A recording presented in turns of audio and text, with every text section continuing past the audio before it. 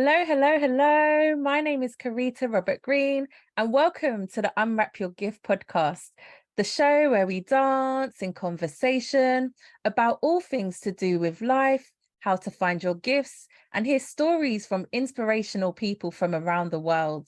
You will learn how to celebrate who you truly are, unwrap your gifts, and step into your true, authentic power. Sit back, relax, and enjoy the show. Thank you, everybody, for listening today. I'm so excited to be joined by the amazing Sebastien Bassong. Woo-hoo. Thank you. Thank you. Hello, Sebastien. Thanks so much for being our guest on season 2, which is all about legacy. Thank you, Karita, for having me first, because the honor is mine. The honor is mine. When you get invited, means people are not that blind, so they see something in you. So here we are. So I'm happy to be here. Thank you so much, so much. I'm so excited. So we'd love to know a bit about your journey so far, from where the start to where you are now, the highs, the lows, the challenges. So feel free to just share a bit about your journey and who you are as well. We all know who you are, but just you introduce yourself as well. All right. Okay, we start with who I am, Sebastien Bassong. Mm-hmm. I'm an ex-football player, but that doesn't define who I am. This was my profession. So I grew up in France. I'm from Cameroon, and I joined the UK 16 years ago because of football. And football has been my passion all my life. It's been what I've been doing since the age of 10. Now I'm 37. So do the math. And I stopped playing football 2.5 years ago. So this is my journey. Yeah, I grew up in France, lower class, African Cameroonian parents. And football it hasn't been a dream for me, because it was just something I find myself to be good at. And then because I was good at it, and that was the number one sports down in the street, I started playing football. And yeah, so I kind of got better and better and better. So through football and sports, high level sports, I reckon that I've achieved discipline and a lot of characteristics that I would say a professional athlete needs to have if he wants to be successful in his craft. And yeah, but I've always been a very curious kid. I have 4 brothers, 1 sister, so I'm in the middle. And I've always wanted to stand out. Don't get me wrong, where I am today is not where I was before. It's been a long journey, full of ups and downs, twists and turns. But I don't regret anything. I live in London now.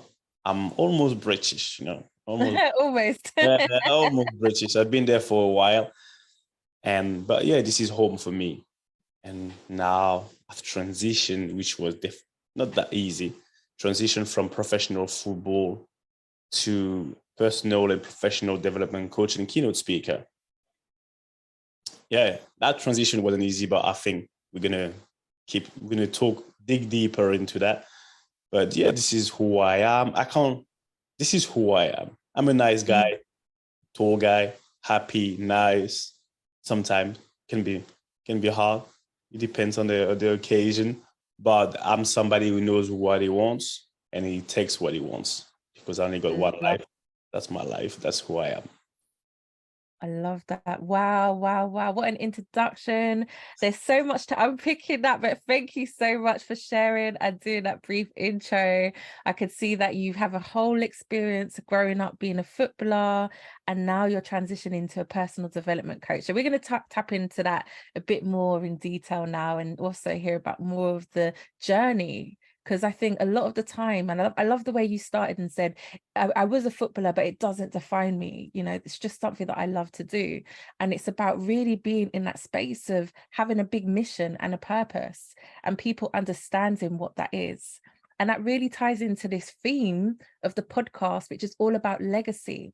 What is your legacy? What would you like to be known for? So go on. That's a question that I ask myself quite often.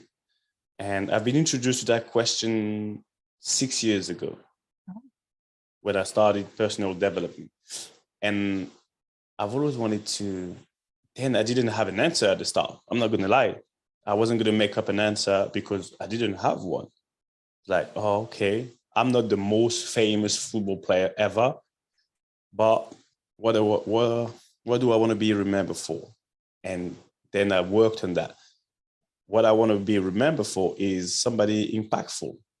I want to be remembered to be somebody authentic, somebody who, when he set a goal, a target, he does everything to go and get it. No matter how much it costs, what it costs, you just go and do whatever you can do, you have to do to go and get it.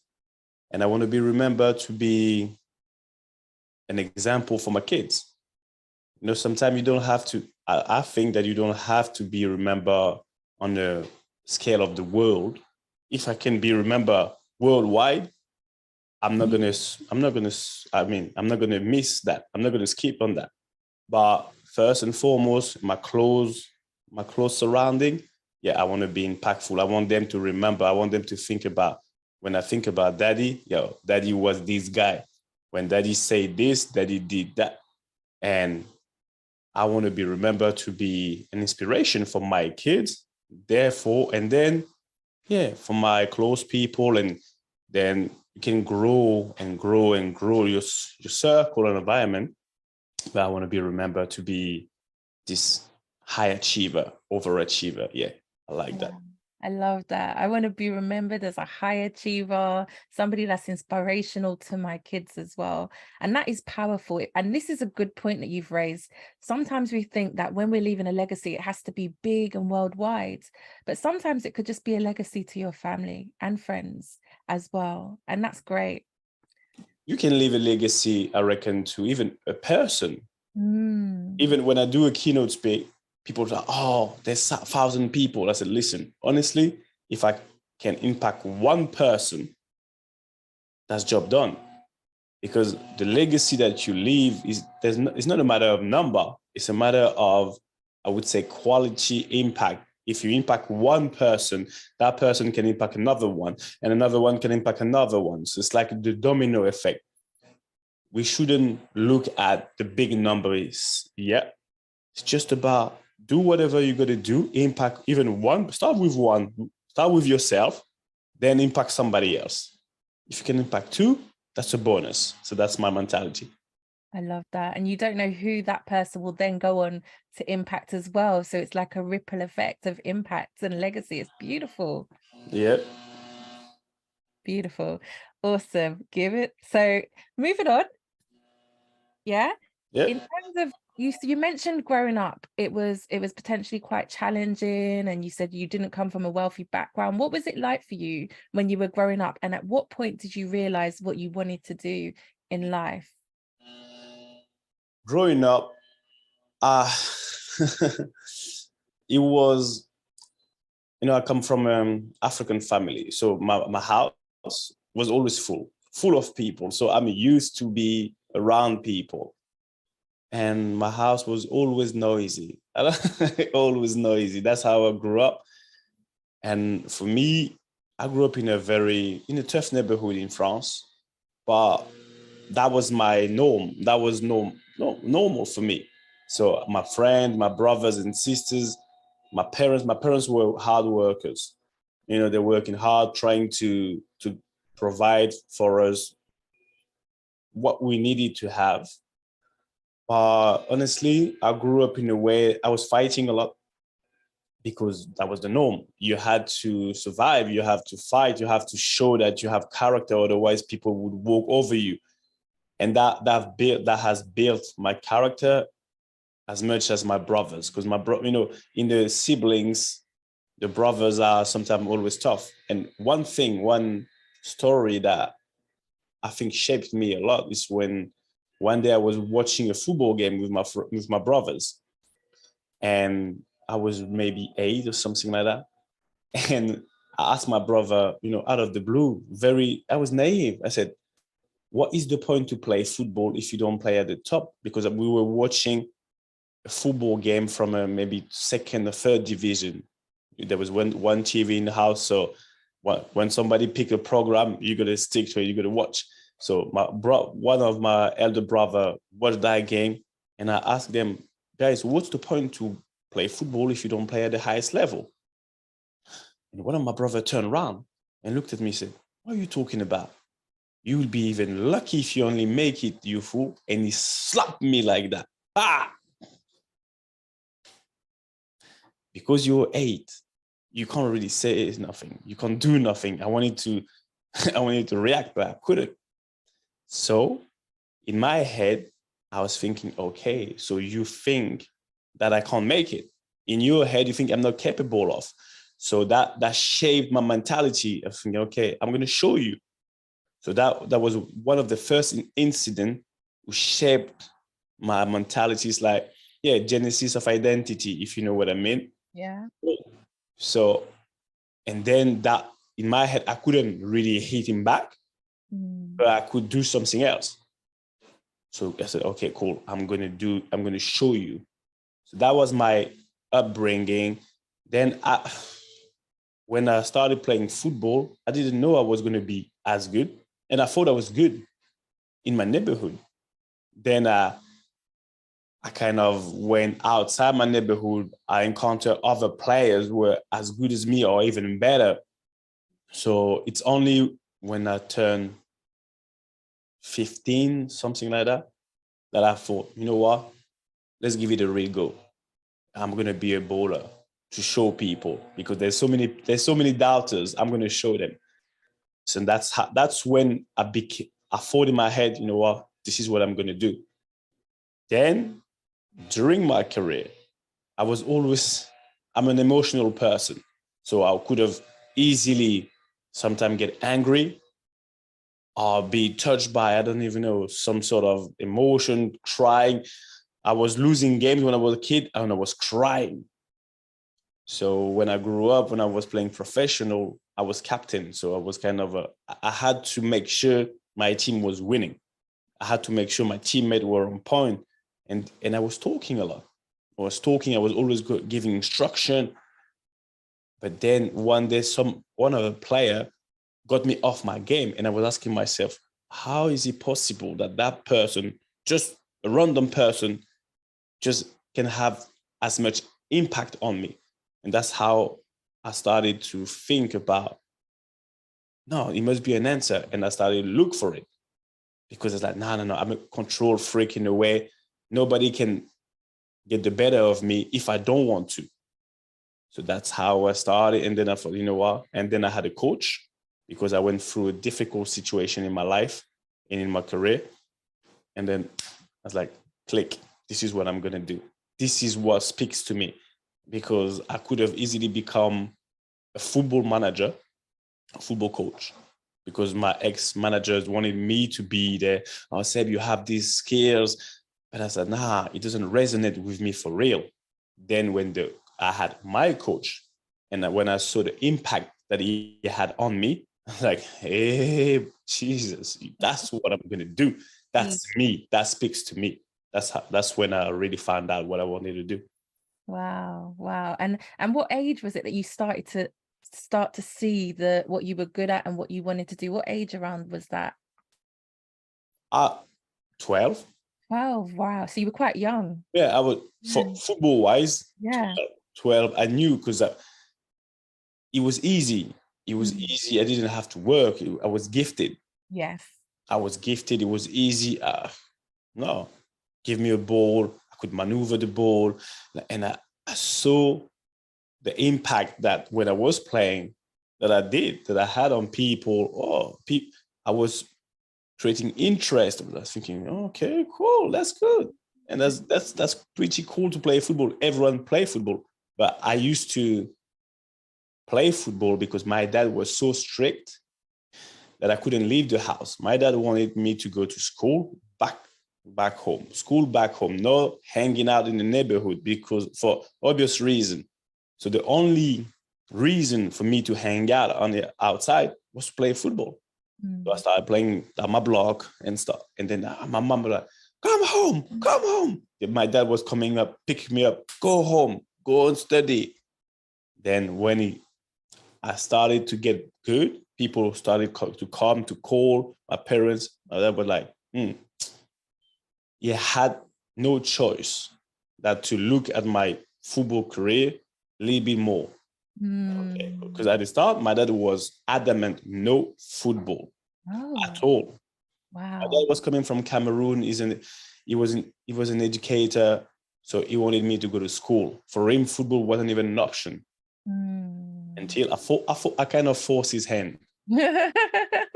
That's what I do. When I want something, I get it. Very convincing. And you know, this is it. You've raised some great points. And this is the Unwrap Your Gift podcast. It's all about empowering people to unwrap their gifts and step into their power. And exactly what you just mentioned about you were gifted. You found it was easy to do. People loved when you were doing it. Sometimes it's that easy to just see what your gift is, but you're thinking that your gift, it has to be some big obvious thing. But sometimes it's just your natural skills and talents. And you can know because people will love when you're doing it. And then you talked about your dad and the resistance towards football. Sometimes as parents, your children start to display these talents very young, and they get missed, or because they're not what you want them to do, you miss them as well. So you've raised a great point at sometimes just being persistent and then eventually getting the rewards for it. Yeah. And me as a parent, I'm mindful of that because I'm no different than any other parents, because I don't think that any parents, for example, doesn't want his son or daughter's good. But your fear sometimes take over and you just rely too much on what you know. In my case, I was gifted. My dad, for obvious reason, because of what he knows, he knew in his past, didn't know any better, didn't know any different. So why would he even consider I had to be persistent to show him something different, because I was naive. I didn't know that was my gift, because for me, football wasn't even my gift. I was gifted, but it wasn't my life gift. It was something I was good at. Really something I was good at, something that I haven't worked for.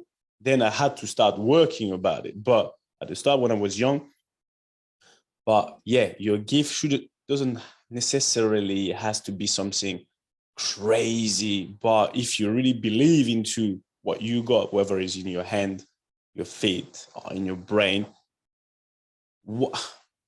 who are we, me, and I include myself as a dad, to stop who you're supposed to be, who you're supposed to be becoming? I don't know anything. I don't know everything. My dad didn't know everything, but we have to trust our kids, our brother, sister, whoever that is, and say, okay, if that's for you, go for it, and then we're gonna make it better. Absolutely. So it's that trusting and believing. When you see that talent, nurture it. That's part of the stages of nurturing that talent so that you can share it with the world. Yep. Amazing. So earlier you mentioned that when you said that, I think your brother said to you, you can't be that good. And you're like, if you're going to be playing football, you need to be at the top, right? Yep. You got to aim for the top. And yeah, do you want to just explain a bit about that journey for you as you progressed from being 12 years old, playing football, finding out what your gift is, and then working your way all the way to the top? Like, I'm sure there's people here that would love to know, what did it actually take to do that? Because it's not as easy as people might think. Because if it was easy, everybody would do it, right? Oh yeah, that's one of my favorite lines. Yeah. If it's easy, everybody would do it. But because I'm not everybody, and I'm special, the same way the people who are listening, they're all special in their own way. I thought, you know what? I needed a trigger. I needed a trigger. My brother triggered me. But my journey, I didn't have no childhood. No childhood, because when my brothers, my friends, they were having fun during holidays, I had to work. I had to go back to my academy and work, running. I mean, everything has been very challenging because I left my home when I was 13. Yeah, I left my home when I was 13. So everything shift. You don't go through the same childhood in terms of even emotion, balance with parents, taking your time. Everything is rushed. Everything is rushed. And you're aiming for something that, let's say, in a group of 40 people, 60 people that you are with in an academy, maybe 2 or 3 were going to make it. So there's only 1% out of 1% of all those people who play football who can make it as a professional, and even less who can sustain it for a career. So yeah, it's tough. It is really tough. I always say that when you leave football, when you leave your house, football become your mom and dad. Wow. Because I left at 13, so I had to teach myself a little bit. It's like living on the street. You got to teaching yourself. Football with the surrounding of football is so powerful because football is the number 1 sport in the world. Everybody dream to be a football player. When you're a kid, when you have example, so you go for it. But what it takes is resilience, self-belief, and pain. You got to be able to deal with pain, any kind of pain, psychological, emotional, physical pain, all the time, because you get injured, setbacks, unfairness. You have to learn life quick because there's no pity, no mercy in like growing up. Every year, people are ejected. Like, no, we're not keeping you. So you're going back. You're left with nothing. And a football player, most of the time, especially when you're young, you're so dedicated that you don't want to combine school. You think, when you're young, you think, now, you know what, I'm going to be an amazing player. I'm not a geek. I don't want to go to school. I did my A level. Then I had to make a choice because my dad, once again, was adamant. If my sons play football, he's got to have an education, some sort of education to a certain level. But at some point, then you get fame. When you make it, when you do make it, you think, you know what, I've made it. But it's only the beginning.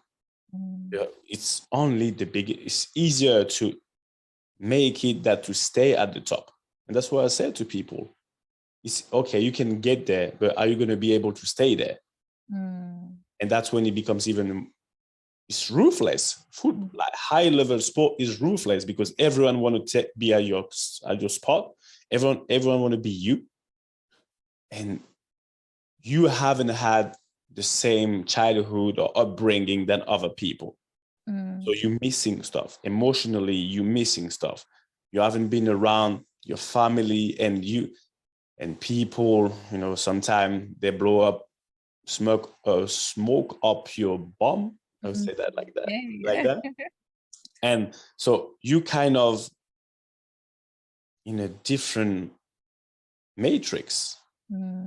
Because you have to be so dedicated, you have to make so many sacrifices for something which is not guaranteed. Sometimes that shifts who you are. You might be somebody very, I don't know, introvert and very shy, but in that world, you can't be. You can't be if you want to get at the top. So you have to be that strong because even when you're in the academy, that world is ruthless between each other. It is hard. So you have to really build a character. But for me now, a little bit older, when I look at that, I'm thinking, football doesn't create men. Unfortunately, they're using us for a good reason. I get it. And I wouldn't even change anything because that's the path that you got to go through. But honestly, it is tough. And when you grow up, you wonder why you're missing some stuff. You don't really understand the world because you're living in a different world. You're not living in a real world when you're into high level sport, especially football. Mm. But then later down the line, when the wake-up call hit, it hurts. But Yeah. was it worth it? Every single day. Every single day. I love that. And there are many people probably listening who have dreams of becoming the highest level. Like they want to go to the top. And that's why this is a great conversation, because you know what it's like when you get there. And part of the fun is just wanting to get there. And then when you get there, it's like, oh, I'm here.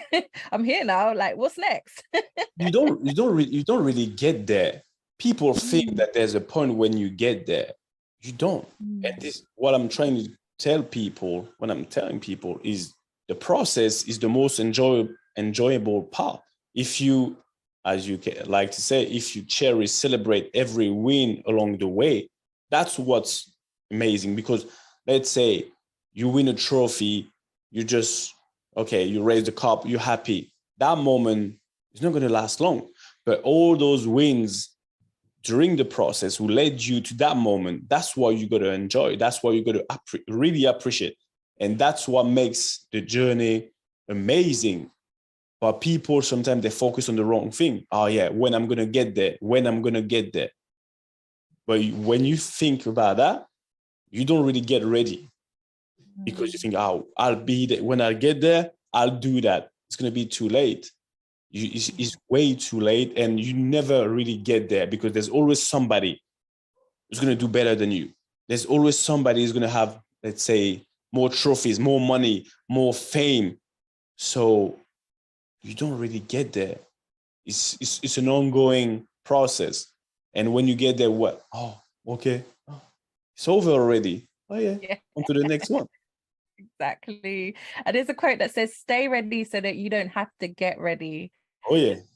Stay Yeah. ready. Don't get ready. Stay ready. Absolutely, absolutely. And I think a lot of people who may not even just be wanting to become a footballer or anything like that, who just go to the corporate world or get a job, and they've got these big dreams and aspirations of what it will feel like when they get this job or when they get this amount of money, and then they get there and it's like the biggest anticlimax ever. It's not what they expected. They're upset, they're unhappy, they're depressed. I work with a lot of leaders who go through this, so I get it.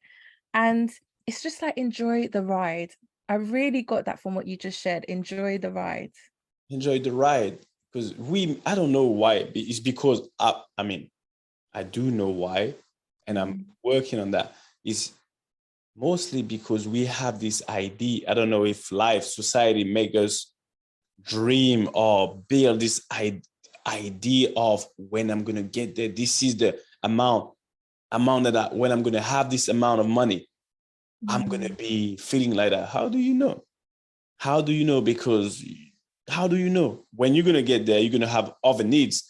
Of you think, I've done it. So what's next? It's always something that we trying to get to, something to trying to chase. So I honestly, when I work with people or when I talk with people, I said, listen, don't set yourself any limit because once mm, you're going to achieve, it's like a football player or an athlete.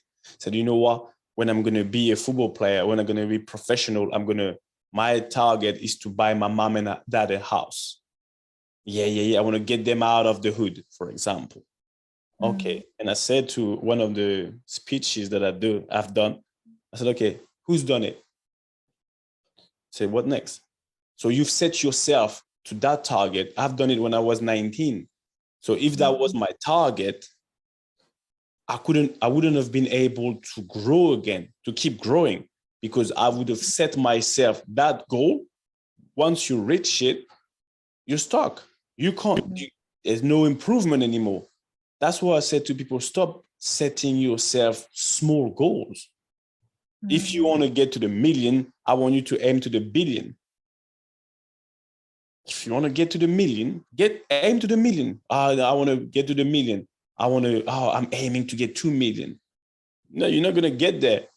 Aim to the billion. And that's why I said to people, stop setting yourself small goals. mm. Exactly. Stop setting small goals. When you set those big goals, you've always got something to work towards, but enjoying the journey along the way. So what would you say are some of your top career highlights along your journey?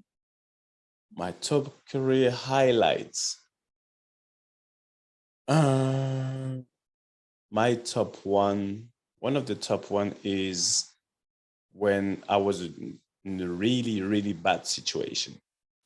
I was in a bad situation because of misunderstanding, my fault as well, my emotions, my immaturity about who I am and how I work, how I move, how I take my preferences.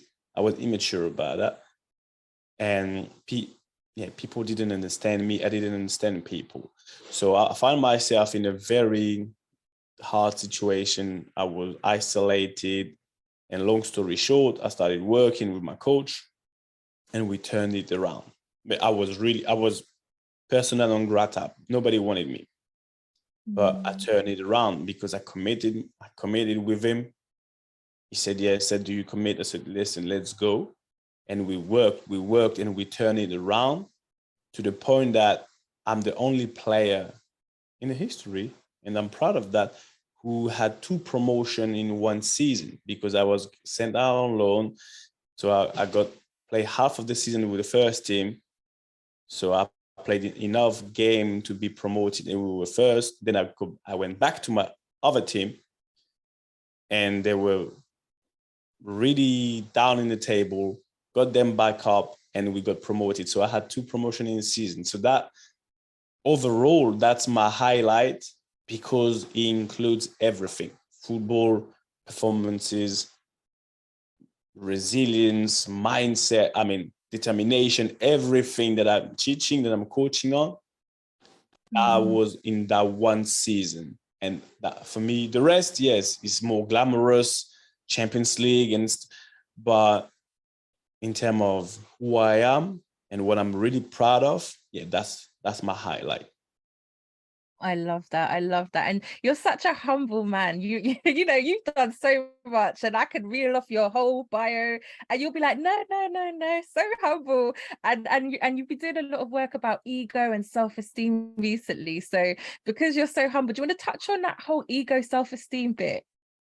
Yeah, ego and self-esteem. Listen, I'm from Cameroon, right? I'm from Cameroon, so we're known to have this kind of pride and ego, and sometimes it works for us, and sometimes it works against us. The difference between ego and self-esteem, because I always, when I do my live, my Insta live, I like to bring things back in perspective because we use words in the world, and sometimes we don't really know what they mean or how do they apply into our life.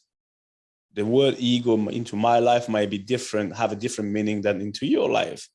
And I said the difference between ego and, for me, they're both linked. Ego is when you haven't proved anything. The image that you have about yourself. It's about self, it's about I, but it's when you haven't done anything, you talk, and that's the image that you have about yourself. It's a kind of a dream image. That's something you're dreaming about, you're convincing, that's your ego talking. Self-esteem, when you've proved yourself, you've done tangible things that build a self-esteem based on something you can prove to somebody. You can show that, listen, I've done it. That's what I know. It's not my ego talking. I've done it. So I can have this self-esteem level, which is high because I know I can do it. Your ego is about, you want to show people, and you want to show people. Your self-esteem, you don't need to show people. You Yeah, know. because it's not bragging if it's based on facts. Based on facts. It's not bragging. Ego, you're bragging because you're getting triggered by somebody else. You always want to prove to somebody that you're not, or somebody come and get to you, that trigger your ego because you haven't done it before. You need to prove yourself. When you have a high self-esteem based on fact, listen, I am who I am. I know what I've done. Listen, there's no pride or no self-esteem because you know your value. You know what you've done.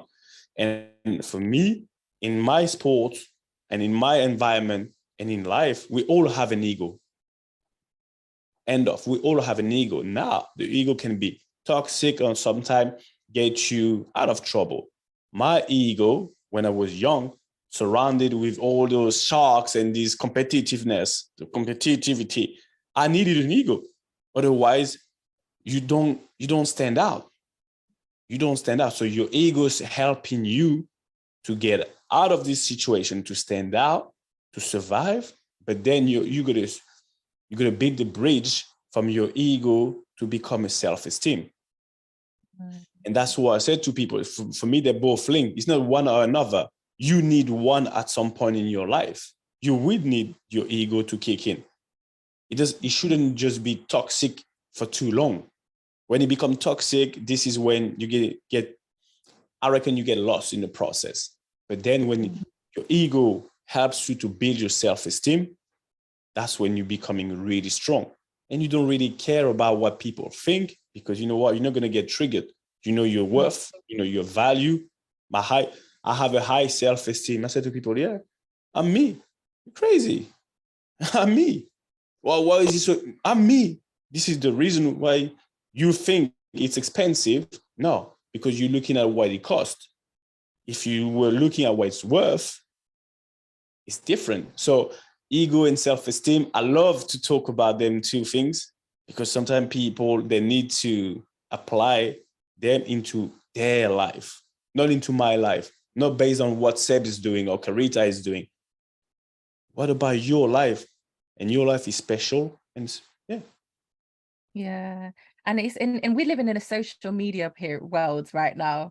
So we're just scrolling through our phones, looking at what everybody else is doing. And it brings up that whole competitiveness of, am I good enough? I need to do this. I need to go get a bigger house, bigger car. I need to go lose some weight. And XXX, it makes us always look at what other people are doing. And it's all important to look at, what are we doing for ourselves? The only reason you're not, and I'm saying you, not you, we are not where we want to be, is because of ourselves. We should stop looking around and looking for excuses, because it's reassuring, thinking, look at, no, it's all right. You only got one life. The person that you're looking at doesn't have no effect whatsoever onto your life, doesn't put food on your table, but we still put so much emphasis, so much power onto their hand. No, like at the end of the day, the world is what it is. But what are you doing for yourself? For real? And if you're not doing anything, you can't tell me that you wanna be different. You wanna have something different than other people, but you're not doing anything different. You're gonna have the same result. You can't tell me that you want an extraordinary life. That's why I ask people, okay, how do you see your life, your ideal life? Extraordinary. Everything's going to be extraordinary. Rightly so. But what you're giving me on a daily basis is average. It doesn't add up. If you're giving me average, you're going to get average. If you're giving yourself average, you're going to get average. If you're giving yourself extraordinary on a daily basis, based on who you are, not who I am, based on who you are, trust me, the result's going to be extraordinary regardless, no matter what. Level up, guys. I love that. That's awesome. So yeah, be extraordinary and be you. Wow. So we could talk all day. you know. So in terms of like, because everybody, you mentioned some of the highs, some of the lows, and the evolution of what you're doing now. So do you want to touch more about what you're doing nowadays with the personal development and how you got into that and what's your vision? How I got into it, to start with, was I was asking myself question, because I couldn't understand that I was going through ups and downs emotionally. And I said to myself, it must be a reason, but I just didn't know. And then, honestly, it was pissing me off. I don't like to not know something. When I go to a country now, you can hear, I came to UK, I didn't speak a word of English, but I couldn't get somewhere and not speak the language. So I had to work to understand and to speak that language. So when something happened to me, I'm like, no, I'm not born like that. That's what I said to myself. I'm not born angry. I'm not born sad. I became sad. So something happened. And I started asking myself questions. So then I met that guy that became my coach. He said to me, you know what? He challenged me. He challenged me about a few stuff. And he asked me one question: how much do you want it? How much do you want it? And I said, exactly like that, with my, younger swag and a bit arrogant sometimes. I was young. I was like, you don't know me, bro. He's like, that's exactly what I said to him. He said, how much do you want it? I ask you again. I said, listen, bring it on. That's what I said to him. He said, okay. And he shook my hand. He said, from now on, if you really want it, you're going to do everything we said together. And I said, yeah. So then I was like, okay, I wanted it. And he gave me what I call the free keys to success. You got to want it. You got to know how to do it. You got to be able to pay the price. I wanted it, but I didn't know how to do it. So that's when it came to place. I was ready to pay the price, any price. Honestly, any price. I only got one life, but I was missing the second key. That's when it came to place, and he gave me that key. So he showed me how to do, and let's go. Let's do it like that. We worked on my I had to understand who I was, how I was moving. That's how I got into really personal development. And he explained to me, he showed me a couple of courses and stuff, because I told him, listen, I want to do it. And as soon as I set myself somewhere, it's going to happen. It's going to come to pass. And I said, I don't know how long it's going to take. It might take me 20 years. Because it's not guaranteed that it's going to come over 6 months or something like that. And that's what I was at peace with that. And then I said, okay, cool. Forget about everything else. Everything else. This is what I'm going to pursue. Then came, because I was talking a lot, I was thinking, I said, and I was going to conferences, why don't you learn public speaking? And you can combine the two. And that's what I did. So, and that's my vision. My vision is about, for me, I ain't got no limit. My mantra is, as you know, is take what's yours. But why? What does that? People sometimes say, oh, it's aggressive. I said, no, it's not aggressive, because that's part of my vision. It's about, we have one life and everything is laid out in front of us. We got to go and take it. It doesn't mean that it's going to be easy. And as you said earlier, if it was easy, everybody would do it. But I really think that if you know who you are, how you move, how you made your emotion, if you're becoming the master of yourself, nothing can stop you. You might not achieve the same thing that I would achieve, and vice versa. And you don't have to, because we're not similar. Even my wife, when we're going to die, we're not going to die together. We're not born together. Even if you have a twin, there's always some couple of second difference. So you're unique. And I think that the problem that we have, we don't self-assess properly, and we don't really put what we have to do in order to get what we want. So when I started to know myself, I felt so confident. It's like, okay, it's not easy, because it was a bit, it's a new thing. You got to make an effort. At the start, it was going to be sore. It's like when you start, I don't know, you're going back to the gym or start working out. You have DOMs for a couple of days, but you know that no pain lasts forever. So you know they're going to go away, but you know that's for your own good. So you carry on. And that's exactly the same with effort and blind spot. And I thought, I said, no. You have to become the master of yourself. And because you come from where you come from, and you've achieved what you've achieved in your previous career, you're legit. Nobody can tell me that, oh, no, you don't know what you're talking about. I do know. So I thought, I said, impacting. The word is impacting. For me, the same way I've been impacted by that guy and by other people later on. So now, at least you can change somebody's life. When you're a football manager, I can be sacked any day. And then I'm not going to work with you no more. But when we talk about impacting your life, now we're talking about purpose. When I do something, for me now, it's not jarring. I'm not even feeling like working. I'm happy when I'm on stage and I'm talking with so much passion. People are like, oh, you're very passionate. And this is when I realized that football was my passion, not my purpose. Football was my passion, not my purpose, because my football has a starting point and an end point. What I do is forever, and I've always done it. I just didn't know that I was impacting people when I was speaking, and when youngsters were coming to talk to me, I was doing what I do now, but now it's in a more professional way. Now I've realized, okay, now you can impact people for real. So when I work, I'm thinking my vision, Seb, you're going to create a school. I'm going to have a university. Honestly, the Take What's Yours University, I can see in my life. I can see in my head. It's going to, because I want people to get those soft skills that we don't learn at school. Self-confidence, self-esteem. There's no class at school when they teach you that. There's no class at school when they go and tell you, you know what, according to where you're coming from, go and take what is yours.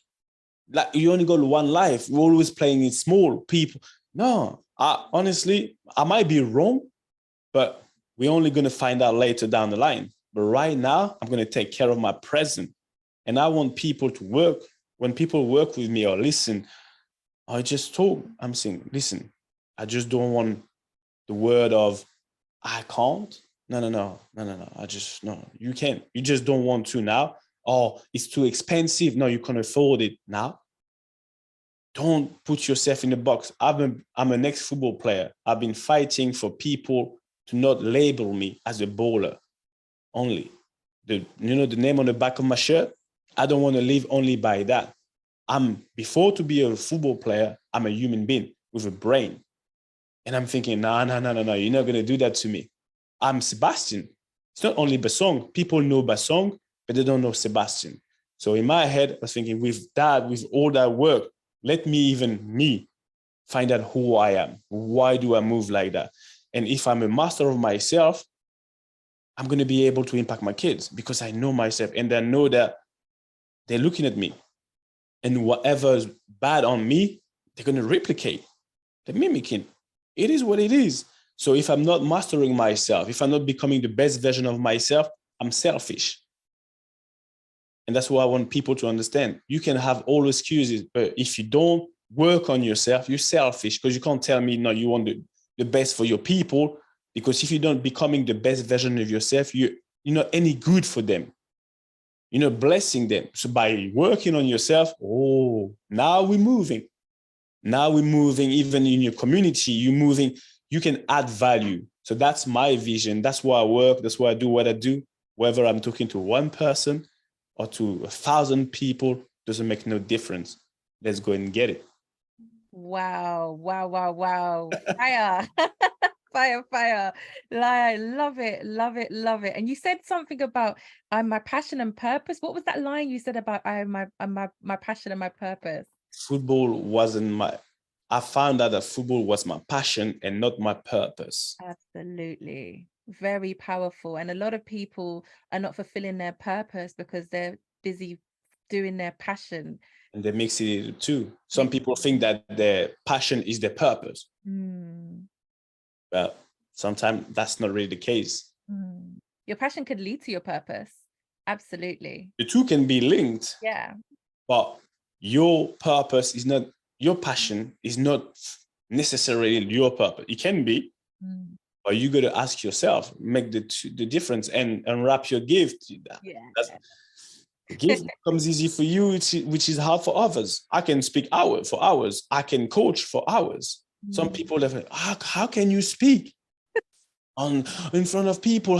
I don't know. Yeah.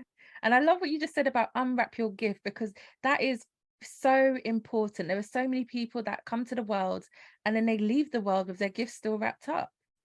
And this is why I do these podcasts, so that people can take the time out to start to think, what's my gift and how can I unwrap every single layer and find out what that is? You know, the place that we all pass by sometime, drive by, which has the more value, where is it? The cemetery. Cemetery. There's so many gifts unwrapped, stuck over there that it's a waste. Yeah.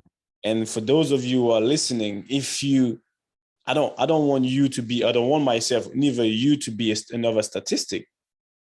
What's stopping you to take the chance, to take the risk? Calculated one. If you're not a big risk taker, but to unwrap your gift, what's on the other side, it's amazing. Bigger, the harder it is, the bigger the reward's going to be. Think about it. Absolutely. And then when you leave your gift in the world, you've left a legacy. That's your theme. You know, you That's come the back. thing. Oh, you're very good. Yes, you leave a legacy.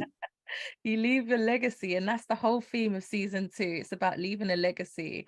And we're going to wrap up soon. However, I love to ask our guests, what's one of your favorite quotes? What's one of your favorite quotes? One of my favorite quotes is, nothing is impossible. Simple as. Nothing is impossible. You hear that, everybody listening? Go for your dreams, unwrap your gifts, and take what is yours. Amazing, amazing. Well, Sebastien, you've been fantastic. I have enjoyed our interview today. I would love to let the listeners know, or the people that are watching us on YouTube, how could they keep in contact with you? Keep in contact with me. I'm like, I like to say to people, I'm like Tesco 24 hours. I'm always open. Got it. I'm like, so you can reach out to me by email, bassongseb@gmail.com, but it's going to change soon.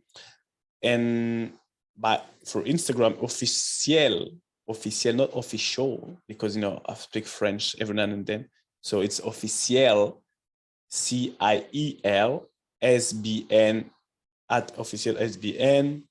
And on my YouTube channel, Sebastien Bassong, I got two YouTube channels, one French for my French people, because I know I can't leave them out, even though I speak English all the time. And on my English channel and French channel on YouTube, when I have my Saturday morning session video series, Seb's SMS. Yeah. I was going to say, do you want to leave one message for the English listeners and one message for the French listeners? One final closing statement. All right. For the French listener, even though I don't think it's going to be a lot, but we never know. Mega, I'm going to speak French. Yeah, speak French. Go ahead. I won't understand it, but hey ho. I know. Je sais. En tout cas, le pouvoir, la force, le respect, l'amour, ça se prend pas seulement. Prenez ce qui vous appartient, ayez confiance en vous. On va aller chercher ce qu'on doit aller chercher et soyez forts. Take what's yours. English.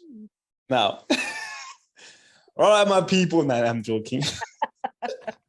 No. Honestly, in a more serious note, thanks for listening. And at the end of the day, what I keep saying to people is, you gotta do what you gotta do. Nobody's gonna do it for you. Like, stop expecting people to come and put it in your hand what you're supposed to go and get yourself.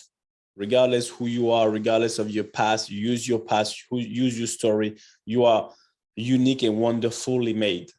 And I truly believe that every one of us is unique and wonderfully made. You got to start believing it. When you're going to start to believe into anything that you can do, you're going to start seeing your life changing. The power, the strength, the happiness, the money, the health, the wealth, as you said, we don't only take it, we snatch it because it's yours. Take what is yours. Thank you very much. Love that. Thank you so much. Amazing. Thank you, everybody, for listening today. My name's Carita. I've been your host, joined by the amazing Sebastien. And I would love to say, remember, we are all born with a gift. And we all have special skills, talents, and gifts that we can use to be successful. And now's the time to unwrap your gifts. Subscribe to our channels and see you soon. Bye. Bye.